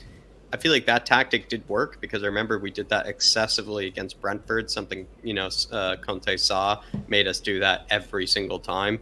So maybe you use Conte or Sonny for that situation where it's like Perisic and Sonny both come short for the corner, and then you have like a Perisic-Sonny kind of duo that's very, very saucy when you think about it. And then that way you have two good players that can put in a good ball, but also one of them like plays the other in case it's a better option. So I don't know, an idea. That's just something I've been thinking about as far as Sonny on corners, because no offense to his corners, maybe it's the play we're drawing up at that specific time where it doesn't often always beat the first man or second man. Maybe it's just time he's better suited because we all know he's good. So that's just my thought. Dave, did you have any thought on that? Feels like we're aiming particularly for the near post. It feels like we're aiming for the near post, and it's a very. Is that the only place we can aim? Is that the only? It feels very intentional, but unless maybe Sonny's corner is that poor, but it feels like we're intentionally hitting the near post. I read into that. Apparently, you have a higher percentage of winning. And a higher percentage of scoring goals, that's where they come from, is people cutting across the near post and getting their head onto it. So I think that's why you see teams, or especially Tottenham, go for near post corners. I'd say it's actually down to a percentage. Because you know how crazy football's gone into stats and breakdowns and stuff like that. Yeah. And that's what I found when I read into it, because it pissed me off. I'm like, why is it always Tottenham aim for the near post? But when I read into it, it's because it's the highest percentage of where, teams score from corner kicks and where you win the first header. So that's interesting. But you'd also be surprised. I would like to see Kula go over and take one. But from my experience, you'd be very surprised how many players that can play or can cross a ball, can strike a ball moving. But from a dead piece situation, cannot strike one from for love nor money. You'd be very, very surprised, It takes a real dead ball specialist to be able to whip in the right corner time and time again, same as a free kick. There's many players out there that can strike a ball, move and everything else, but come from a set piece situation, a dead ball situation. It is different. You have to be able to curl your feet. You have to be able to, there's a lot of different things to it. So.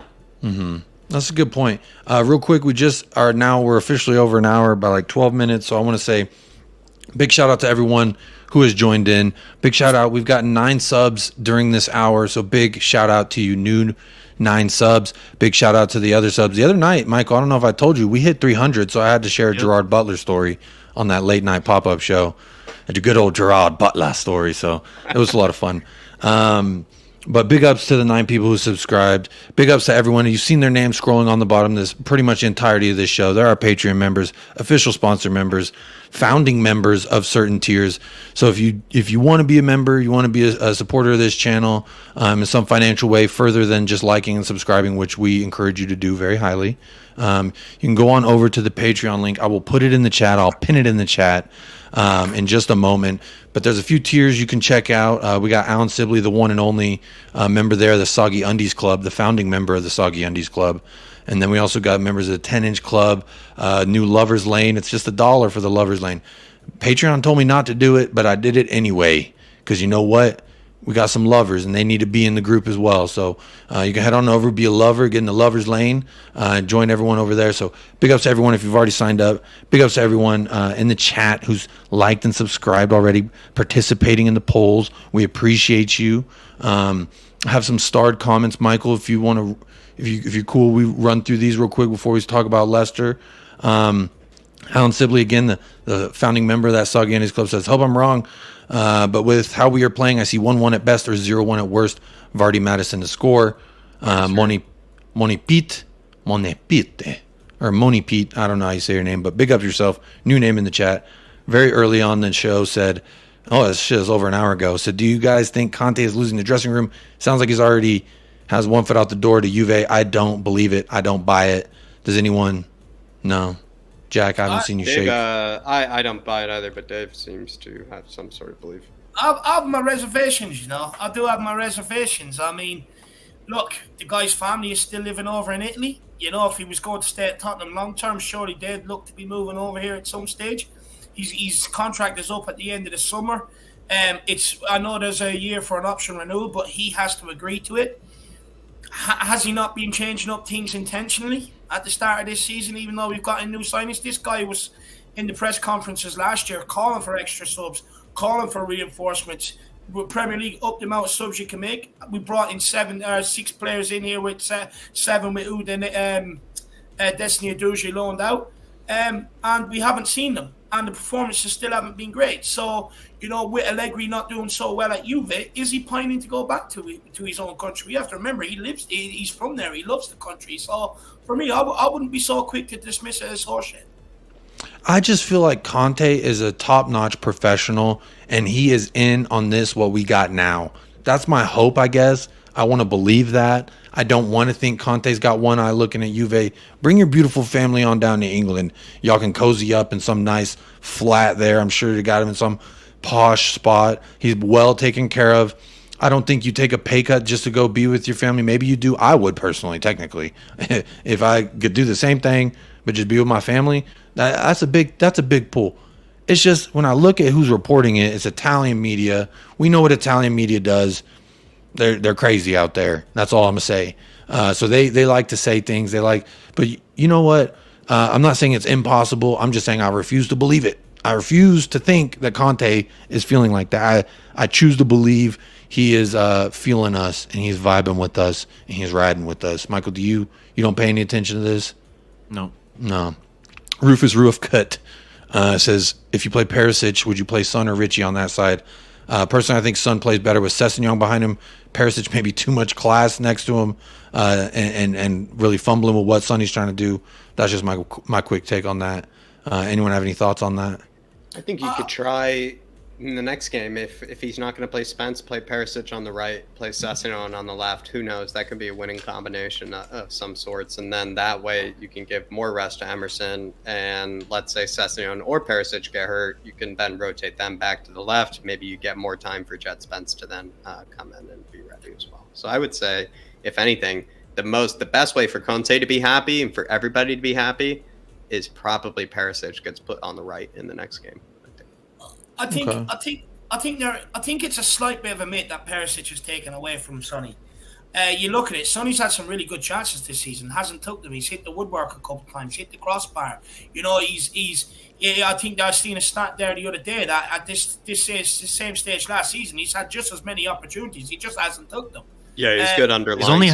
He only had 4 goals after 8 games last season. Like it's not a whole lot. You know what I mean? Like it's not like he was bagging 7 goals in 8 games or something crazy like that. Like it was 4 goals in 8 games. Like he was taking his chances, like you mentioned, David. He's just not converting them this season, plain and simple. He's not, and he's also been unlucky. That ball that was squared against West Ham, the defender got in there before he could. He rattled the bar against Fulham. You know what I mean? So, I mean, I don't think it is Perisic taken away from 2 world-class players can play with each other and find a way of playing with each other. He's just not taking his opportunities. I remember there was a couple of times put him behind against Southampton. Just first touch let him down or didn't take it, waited too long to take the shot. So for me, I still think he's getting the same opportunities. I don't think Perisic is taken away from him whatsoever. Okay.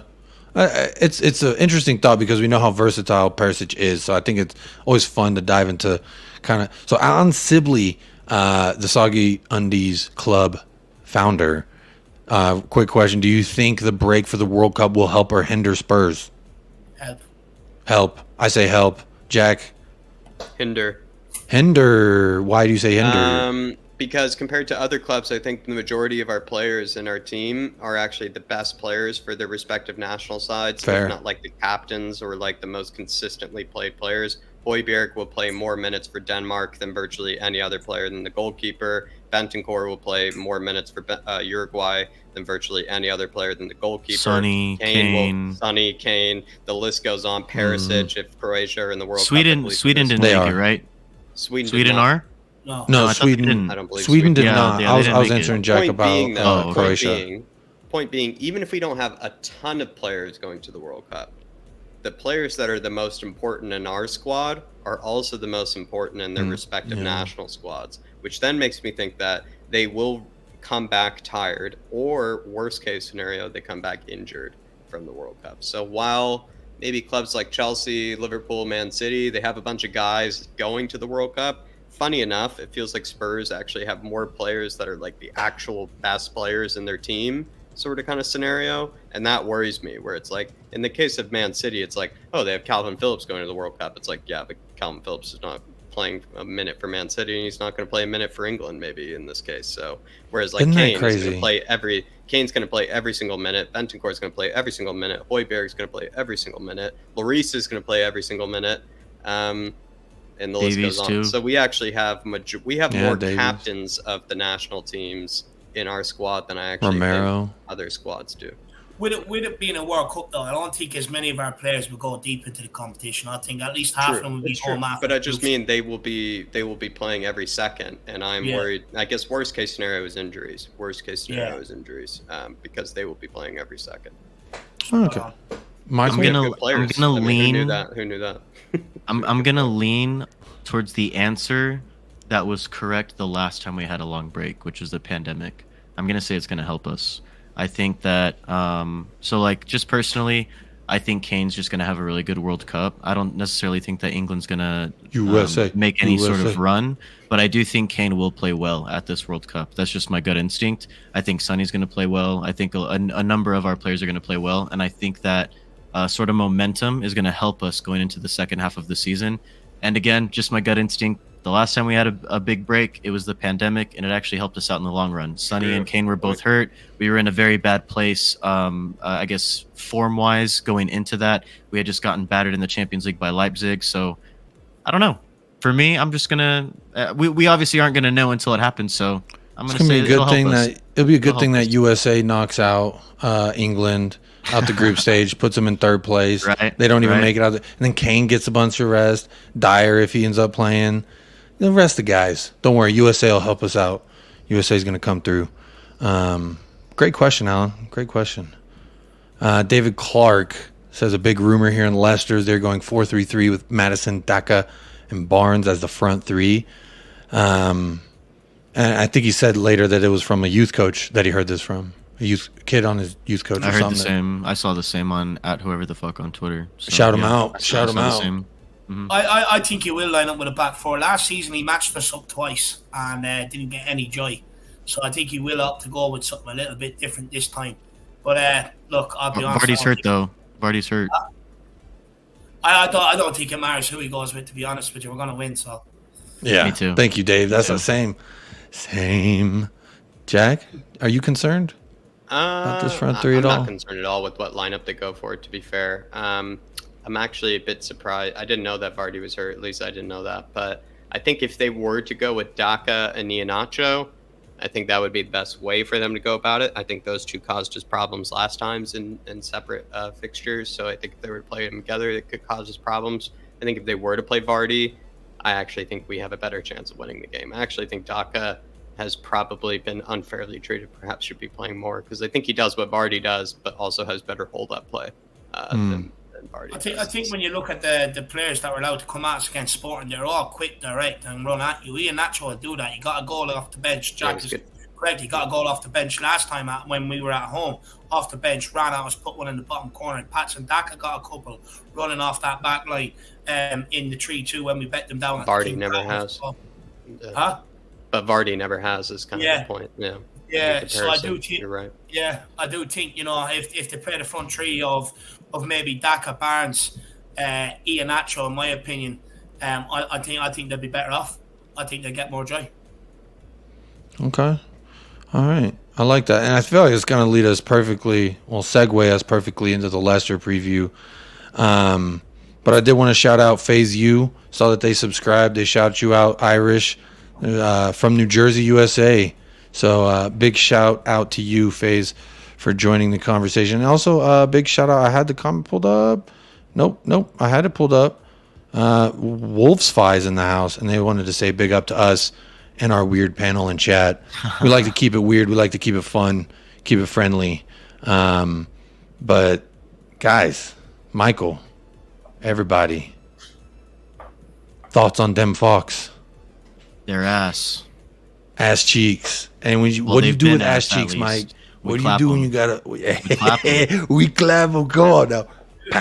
Come on. For me, going into this match, I'm honestly not too worried. I know that we're not playing our best ball right now, but Leicester are pretty much bottom of the league. I think are they still bottom? Yeah, I don't know if they're 20th. They have 1 point. Okay. So they're still last.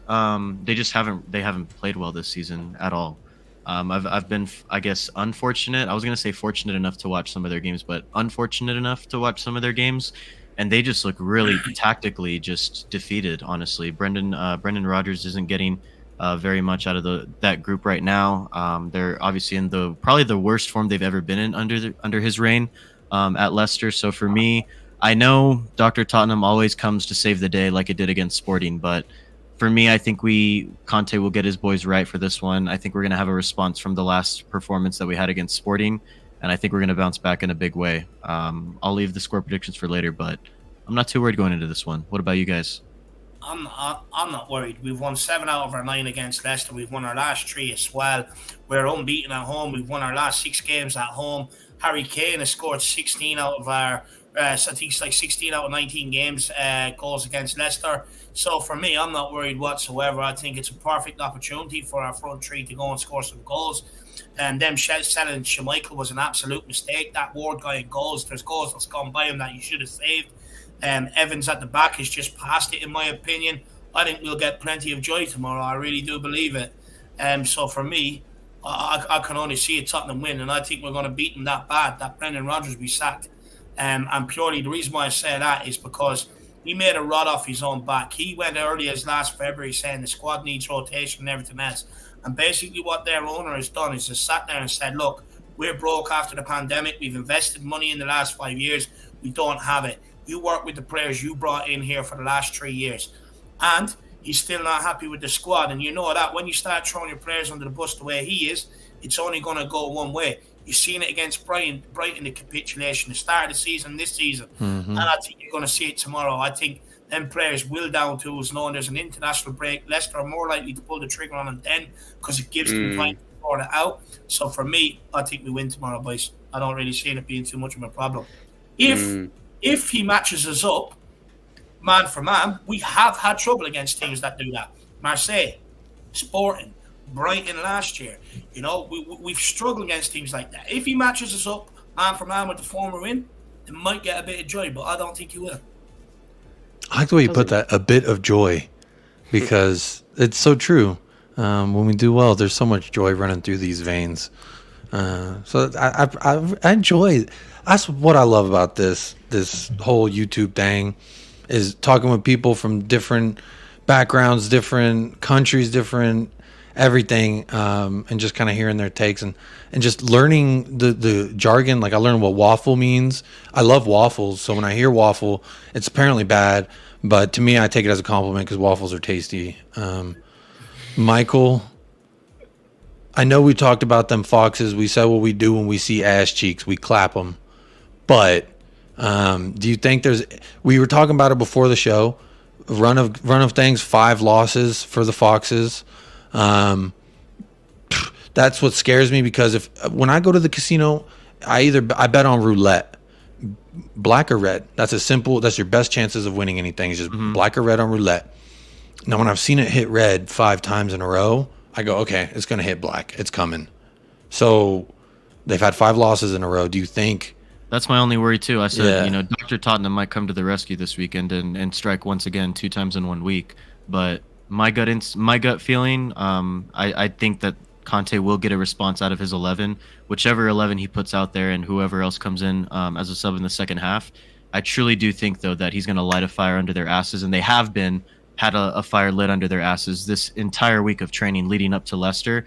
I think if we get a draw and it's a bad performance, or if we get no points, if we straight out lose against Leicester, he is going to be absolutely fuming, and we're going to hear it in the press conferences. They're going to hear it in training, and we as a collective unit are going to be pissed as well. And then we're going to have a problem on our hands for these players because they're just not executing week in, week out recently. If they drop another dud against the worst team in the league this weekend, it's going to be a problem.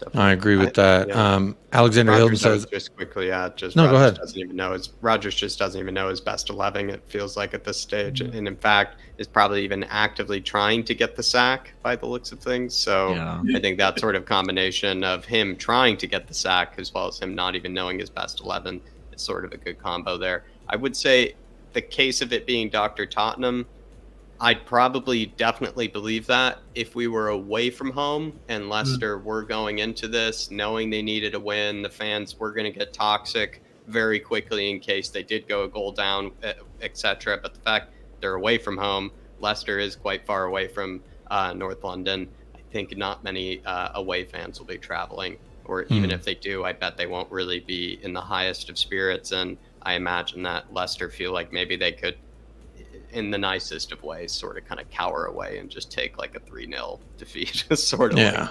And I think I even heard someone say 7-0. If they were at home, they would probably have to, out of own responsibility to the fans, they would have to put up more of an effort. But the fact that they're going to be away from home and they've been smacked by Spurs at home before makes me think that they're not going into this with a lot of confidence, and the players might just be looking at this thinking like, okay, like maybe I'll blink in 90 minutes or up sort of situation. Sorry, I was going to say it's funny that you said that, because there was something that that Michael had said when we were talking before the stream that that Kane and Sonny love scoring against Leicester, and that maybe it has something to do with the fact that they beat us out of the league that one year. So, David, I know you're about to say something. I rudely interrupted our guest, so I apologize. No, I was just going to say, plus off the back of what Jack was saying, there's an international break. So they're playing away and then an international break. So a lot of it will be forgotten about. So, you know, if you were the players and they wanted Rodgers out the door, you'd pinpoint that as tomorrow as being the ideal game for them to kind of capitulate, because, you know, it gives them time to get over. And it's not like they're facing the home crowd 2-3 days later. Agreed. Good point. I did do a poll in the chat. Thoughts on them Foxes for y'all as well. 50% of 24 votes. So we got 12 votes for wetness winning incoming. Love it. I'm all about the wetness. 33% in second place. Hard earned dub. Give me a hug. 4% looks like one person voted for draw us like your French women. That's a shout out to all you Titanic people. And then 12%. So I think 3 people said we suck. We're gonna lose. Give me a hug. So there's 3 people out there that need a hug. You know what? They are justified after that performance against Sporting. I can understand. What type of hug do you want? Do you want a hug post-win, or do you want a hug post-loss? Some people want a nice, sensual kind of, hug of some sort post-loss. The post-win hug is more like, puffing out your chest a bit, I would say. Yeah, a bit of smack and more ass grabbing too after that. I think not too much ass grabbing going on after a Sporting type of result. I would say definitely not in the loss. Less ass grabbing in the loss for sure. At least maybe so. Who knows? So there's something we always do here on this channel. There's 2 things that we do a lot of, and we give a man of the match BDE, but we're not reviewing a game, so we can't do a man of the match or BDE of the match. But I do want to get y'all's score predictions and goal scores. David, I'll start with you. Yeah, look, I'm going to go. Look, it's only a matter of time this front line click. It's going to happen at some stage. I think now is the perfect opportunity to do it. And there's always goals in Tottenham and Leicester games. And Leicester's also conceded 16 goals this season. Only Bournemouth have conceded more. And they've also conceded 11 on the road. So on that basis, I'm going to go a 4-1 win to Tottenham. I do think Leicester will score, but I think we'll go and score 4. I've gone with Harry Kane to score 2. Like I said, it's actually 19 goals in 18 games against Leicester across all tournaments. 17 of them coming in the Premier League. So for me, I've gone Harry Kane with 2. I think Kulu will get 1 as well. He will start tomorrow, in my opinion. He'll have a point to prove. I think he's going to explode. Possibly a couple of assists. And Son has scored in the last 2 against Leicester. So I'm going to go Sonny with 1 as well. That goalkeeper's absolutely crap. All right. Yeah. Yeah, Schmeichel has not been replaced. But Schmeichel's also bad too. So Yeah, Schmeichel was kind of poor last season. Jack, who you got scoring, and what is your score predictions? I could see this being a 4-0. I could see us going up 2-0 with a clean sheet. With a clean sheet. I'd like to keep a clean sheet. Here's my thinking is that this is funny though. Leicester have found a way. They've conceded in every game, so I think we're bound to score. They have conceded in every game, but they've also found a way to score in every game. So it would actually be quite an achievement actually to keep them out of the net, because despite being so bad, it feels like Leicester do find a way just to get a cheapish sort of goal in there at some stage. So perhaps a 4-0 is maybe a bit dicier than I thought, but I'll stick with it. I think Kane is bagging a brace. I expect Richie to score. That'll be the third. And then the fourth, who knows? Maybe Højbjerg again. Maybe Højbjerg grabs another. Mystery. I love a mystery goal scorer. I can't lie. It feels like with the 4, it. if you're reaching the levels of 4 goals, 5 goals, like it can't all just be from the strikers, unless we're seeing an absolute masterclass from Sonny and Kane. I expect it to be given some sort of charity goal given to some player, and who knows, maybe Højbjerg grabs another. And I think then by that stage, he might have already passed Harry Winks on total goals scored for the club if he, I think, were to get that goal. So there you go. It'll be a fun stat. Oh, that's a fun one. All right. Michael, I'm gonna go 4-2. Tottenham 4-2. I do think we give up 2 goals. You already mentioned it, Jack. They have scored every game so far this season in the Premier League. I expect that trend to keep going, and also just because I'm not very confident with our back line right now in recent performances. But Leicester are ass so far this year, so I'm going to give us the 4-2 win. I'm going to say Kane with the brace as well. I think that's the most popular goal-scoring prediction right now. Kane with 2, Richarlison with 1, and Kulusevski with 1. We win 4-2. Yep. What about you, Jacob? That's a good one for the bettors. Yeah, that's a fun game too. I mean, anytime you got 6 goals being scored in a match, that's a good time, especially when you win. Now, for my prediction, I will save it a little bit. I've got a couple predictions that have come in from the lot of the chat.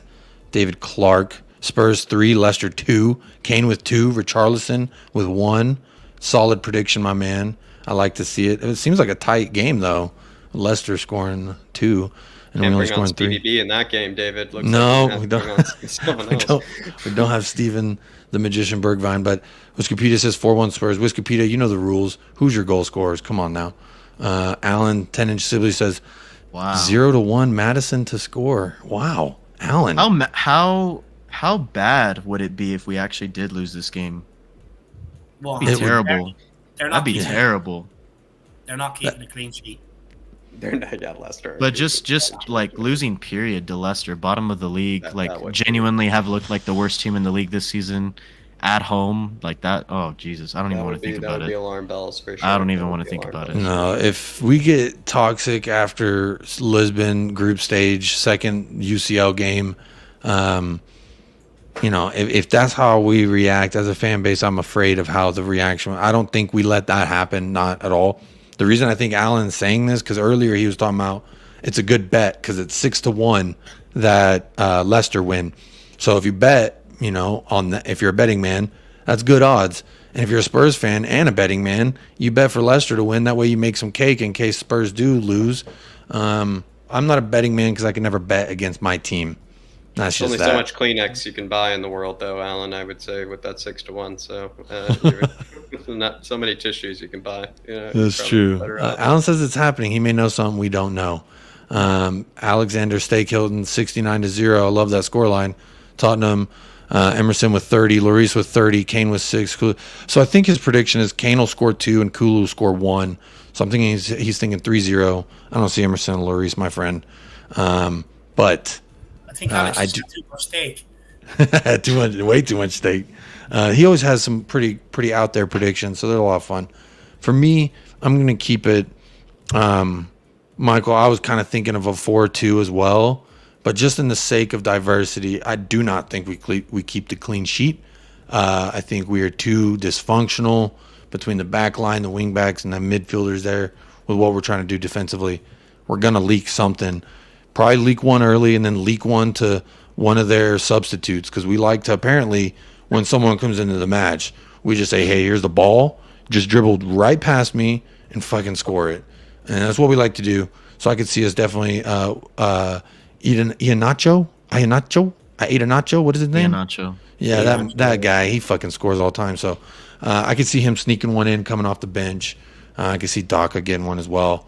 But for Spurs, I see Kane and Son coming good with 2 apiece. So I'm going to say 5-2. I'm going to say Kane gets 2, Sonny gets 2. And then they assist each other to just boost that stat, that beautiful stat of Heung-min Daddy and Harry Kane connections. That's one of my favorite ongoing stats, because anytime we see Son and Kane link up for a goal, it's just another one. And I don't see anyone chasing us. So that's a fun record that I like to hold on to. So I see them. I definitely see them squeezing some from us, but I see Son and Kane doing what they do against Leicester, 2 apiece. And then I see a mystery goal as well, Jack. I like that mystery goal. I'm a mystery goal kind of guy. Maybe it comes from a Basuma sub. I would like to see that. Maybe Perisic finally. Yeah, maybe Perisic finally gets on the sheet. Or just Kulu Richarlison maybe gets his first Premier League goal. Who knows? But I definitely see that mystery goal coming from somewhere. Or maybe own goal. Owen Goal likes to show his face up for us during the Premier League. He's been prolific for us in the past. He's fantastic. Best signing. So reliable. Former backup striker for Spurs. Yeah, he's such a good dude. I love him. He's a great person as well. So for me, I say 5-2. Spurs with the win. The dub as always. But yeah, we're right here at hour 40. We're going to wrap things up. Alan Sibley's asking what I've been smoking. Alan Sibley, I've been smoking that positive pack. You know what I'm saying? That Leicester pack. I think the question goes the other way as well, Alan. I would say with that 1-0 Madison goal, I would just say, what are you having, my man? What there you go. Been having today? There you go. Want what you've been having, Alan. Couple more predictions before we wrap things up. Rob Patterson, 9-1 like we did against Wigan. He's actually going 3-1 Son, Richie Bentancur. I love it. FaZe 3-0 Tottenham. Kane scores in the first 10 minutes. Kane gets second before the end of the first half. Love it. And then they get Son on the score the sheet. So I guess he has Son riding the bench. I didn't want to talk about the whole Son benching thing, resting rotation, because we could literally spend 2 hours talking about that. So I wanted to keep this just mostly like, kind of what we're thinking of the game rather than the formation, because I think formation has been a lot of debate. But, it's a welcome debate. So I appreciate everybody who's tuned in. Michael, I've appreciated you. I know you're up on the mend. We had the week off, and did you do the show with COVID? Yeah. You did the show with COVID. The Wednesday stream. Yeah. Oh, that's right. We did an episode, and you did it. So you've been fighting through. Tuesday. Yeah. You've been fighting through. Everyone's been fighting through. It's that time of the year where everyone's got to fight through something, I guess. But big ups to everyone who's fought through and who made it here today. Whether you're here on live or on replay, we appreciate you nonetheless. Real quick, going to read out our Patreon members at the final end of the show like we do, because we love y'all so much. We got the Soggy Undies Club, Alan 10-inch Sibley, the founding member, and then Queen Elliot, Tottenham Till I Die, is a part of the 10-inch club, as well as Leo COYS, 1882 from Mile High Hotspur. Goguma and C. Shearman is our newest 10-inch member. Faraz, always a sponsor of the 10-inch club. So official supporters, James George, J.Co., Mile High Hotspur, Scott M., The Lovers Lane, our 3 Spurs boys, C Cubed. And I'm not even going to read out that last part because it's gone. I just haven't deleted it because I'm not that great at production, apparently. But David, Jack, I just want to say before we sign this thing off that, man, I appreciate you both so much. Thank you for joining in. I know I texted you guys yesterday about it, and you guys were available and here, and you guys just helped the conversation out so much. You bring so much for our channel as well, just your presence, the Harris Army, the Flatcap Army. So got to shout them out as well. Is there any final thoughts either of the two of you have before Michael and I give our final thoughts? Big up you two. No, just appreciate you both. Thanks for having me on. I've enjoyed it. I've enjoyed your guys' humor. I think you do have that Jurgen Klopp translator voice, I must say. I'm going to have to look this guy up. Michael, I found myself just nodding my head and agreeing with everything you have to say. Maybe we'll have a Appreciate it, USA Jack. Spurs takeover Hell yeah. on the Irish Hotspur at some Hell stage in yeah. the future. I've really enjoyed this. You it'd be both are welcome. more than welcome. You both are more than welcome to come on anytime you want, for sure. And then vice versa. I think we'll find a time to bring you both on, and we'll get a good show out of that as well. And It's all love. I appreciate it. And yeah, Friday's getting the. I guess maybe later people are getting the beers out by the looks of things. Looks like whiskey in the chat is waiting a little bit. Good man. But yeah, really do appreciate it, lads. Thanks. Yeah, thanks very much for having us, boys. Really enjoyed it. And like Jack said, we'll get you on again soon. And thanks to the chat as well. Been very friendly to myself and Jack, so I appreciate it. It's all love no, here. all We love, promote all love. love. We don't do with that hate and shit. We just, like I said, whether we win or lose, I got a hug for whoever need it. Whoever needs one, we got it. Wolves Fight, thanks for joining in the last 30 minutes. Thanks for everyone in the chat. My final thought, Michael, and then I'll ask you. My final thought is I'm just thankful. I'm thankful for Tottenham. I'm thankful for the community that's been built here.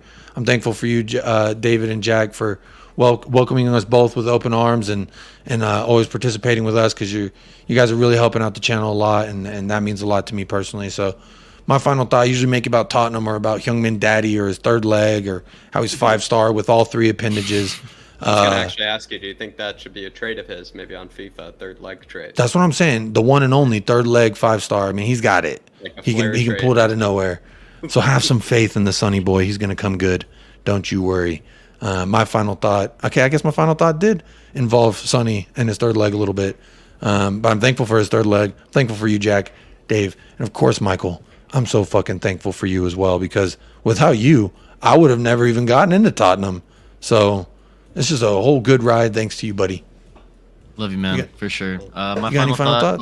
before I wrap up is I hate to end it like not negative, but I know Jacob's gonna be pissed. My final thought is Kulusevski's gonna come in for Sonny in the starting 11, and it's gonna be Kulu, Kane, and Richie, and in the front 3.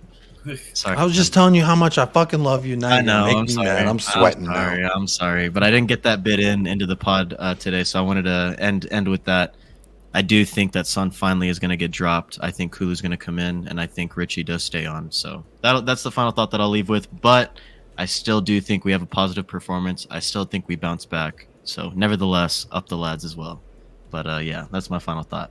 Thank you guys so much for listening to another edition of the United Spurs of America podcast. If you are interested in becoming an official supporter, join us down below in the link, patreon.com/United Spurs of America. Hit the like, hit the subscribe, follow us on Spotify as well. And then when you're done with that, head over to the Irish Hotspur. Make sure you click the follow, the like, and the subscribe on all of their platforms as well.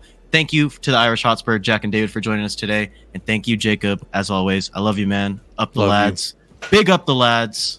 And Jacob. Spurs. Come on, you Spurs. Come on, you. Quiz.